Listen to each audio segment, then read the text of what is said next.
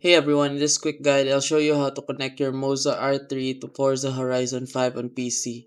Let's get started. First, make sure you have MOZA Pit House installed and all your gear is set up. Now go to your PC settings and search for services.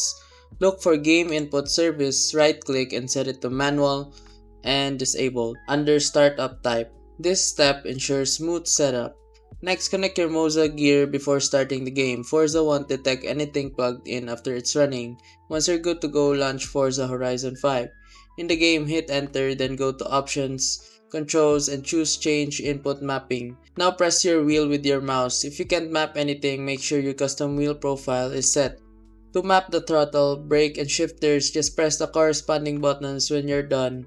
Hit Escape, save, and head to Advanced Controls. Make sure vibration is on for force feedback, then you're all set to drive. For the best feedback, you can tweak your settings both in MOZA Pit House and in-game. And don't forget, if you want your dash display working, adjust the data output settings in Forza. That's it, enjoy the game and feel free to check out MOZA's YouTube channel or Discord if you need more help.